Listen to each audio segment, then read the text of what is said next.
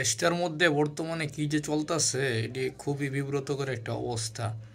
কেউ 13তম গ্রেডে চাকরিতে জয়েন করছে, এখন হাসিনা পতনের পর হুট করে দাবি করে বসে আছে তার চাকরি যেন 10ম গ্রেডে উন্নতি করা হয়, 10ম গ্রেডে নিয়ে আসা হয়। কেউ কলেজ দেখে ভর্তি হয়েছে, সে এখন রাস্তাঘাটে নামতেছে, রেলপথ অবরোধ করতেছে, যা খুশি তাই করতেছে। সে দাবি করতেছে তার কলেজকে এখন বিশ্ববিদ্যালয় বানাই দিতে হবে। কেউ হচ্ছে এতদিন মাস্টার হলে চাকরি করছে, টাকা টুকা দিয়ে আওয়ামী লীগের সময় ঘুষমুষ দিয়া ওই আপনার হচ্ছে চুক্তিভিত্তিকভাবে চাকরি করেছে, এখন তারা একেবারে জায়গায় জায়গায় মানববন্ধন দাবি দেওয়া যে তাদেরকে স্থায়ীকরণ করে দিতে হবে, তাদের চাকরি ফুল সরকারি করে দিতে হবে।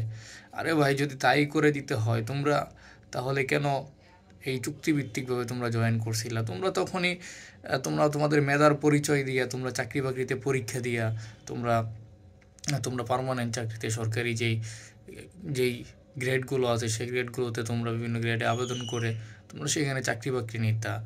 আর অন্যদিকে যারা কলেজে আছে তাদের যদি বিশ্ববিদ্যালয় এতই প্রয়োজন হতো তাহলে আপনারা কলেজে কেন ভর্তি হয়েছেন? আপনারা ভর্তি পরীক্ষা দিয়ে, দেশে তো ইউনিভার্সিটি কম না, অনেকগুলো ইউনিভার্সিটি আছে, শতাধিকের বেশি দেশে বিশ্ববিদ্যালয় আছে। আপনারা এই বিশ্ববিদ্যালয়গুলোতে আপনারা ভর্তি হইতেন, আপনারা ভর্তি পরীক্ষা দিতেন।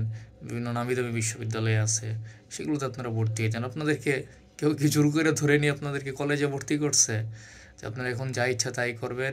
মূলত আপনাদের উদ্দেশ্যটা কি? এই আন্দোলনগুলো ম্যাক্সিমাম জায়গায় দেখা যায় আওয়ামী লীগপন্থী যারা আছে তারাই কিন্তু এগুলোর নেতৃত্বে আছে বা তারাই পরিচালনা করতেছে। তারা হচ্ছে এই আন্দোলনগুলোকে তারা আসলে মানে এই সরকারকে ব্যর্থ করার জন্যই মূলত তারা এই আন্দোলনগুলোকে তারা নেতৃত্ব দিয়ে সামনের দিকে এগিয়ে নিয়ে যাচ্ছে।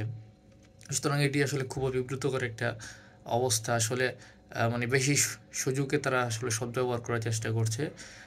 তো আসলে এখানে আমাদের করণীয় কি? আমি মনে করি যে প্রশাসনকে আরও পাওয়ার দিতে হবে, বা হচ্ছে তাদের সাথে বসে তাদেরকে প্রাথমিকভাবে সুন্দর করে বুঝিয়ে বলতে হবে যে আসলে এটা তো এইভাবে তোমরা যেভাবে চাচ্ছ, যা খুশি যখন ইচ্ছা সেভাবে আসলে সব কিছু দাবি দেওয়া তো আর ওইভাবে মানা যায় না। যেহেতু তো একটা দেশ, দেশের একটা গতানুগতিক যে নিয়ম রয়েছে সেই নিয়মতান্ত্রিকভাবেই দেশ পরিচালনা করতে হবে। কারণ এটা তাদেরকে না বোঝার, যদি না বোঝে সেক্ষেত্রে পরবর্তীতে কিন্তু আসলে তাদের সাথে যে আইনি ব্যবস্থা রয়েছে বা আইনের যে ভাষা সেই ভাষায় আসলে কথা বলা উচিত।